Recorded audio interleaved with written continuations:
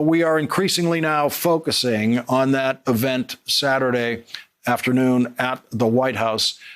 Do we have the beginnings of what might end up being, well, it's already a spreader. Will it amount to a super spreader, do we think? Well, we can't say for sure right now. Obviously, we hope somebody's doing good contact tracing, but it's quite interesting that all of the people that have been identified connected to that Rose Garden cemetery ceremony, other than 3 journalists, were seated in one of the first 3 rows towards the center aisle. That almost implies and seems to indicate there was somebody seated right in that position who was a super spreader. It may have been an individual who had no symptoms, had no reason to believe that they were an endangerment to others. But because nobody was wearing a mask, everybody was at risk. And Lori, we can presume that they felt confident simply because they were outside. There was a lot of conversation from the White House that because it was going to be outdoors, it would be safer.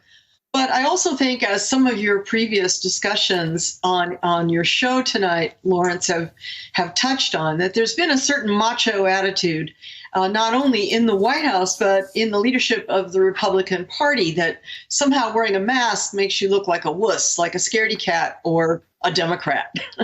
And so it's definitely shunned.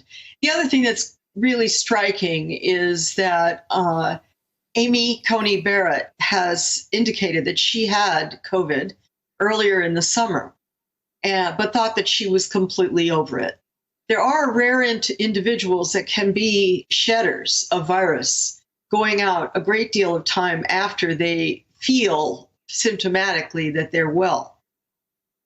And Lori, in a case like that, what would show up in a COVID test of, say, Amy Coney Barrett last week? Well, that's the problem. I mean, each one of these tests is just a snapshot of a given moment to either find the proteins of the virus or the nucleic acid material, the genetic material of the virus. And all it tells you is at that moment, in that sample of, the nasal swab, this is what we found. Yes, no, maybe. And if she didn't have a high load, or whoever it is that may have been the super spreader, the index case, as we say, that individual may not have come up positive on a test.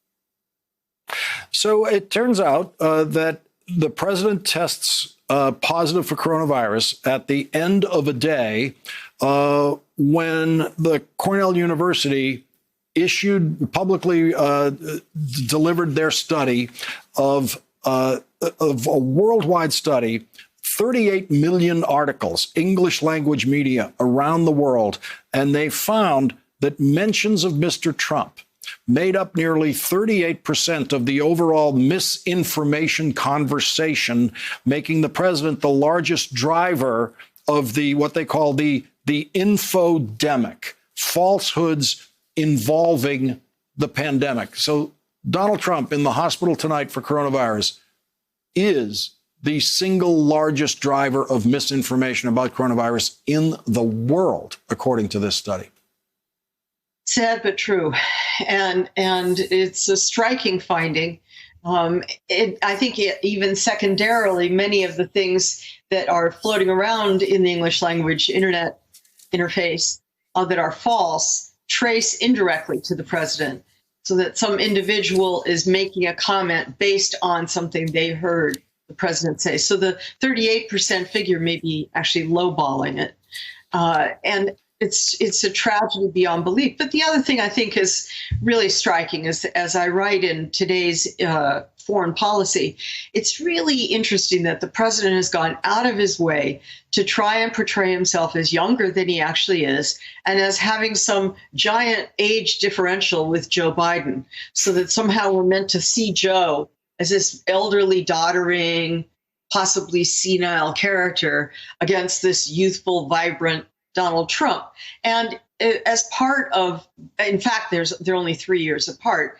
And as feeding into this whole image of this youthful president, he has stifled all accurate information about his medical reports. So Well, and one of the big problems we have, Lawrence, is we don't know what underlying conditions the president may suffer from, in addition to those hinted at, that may be putting him at special risk now that he is hospitalized.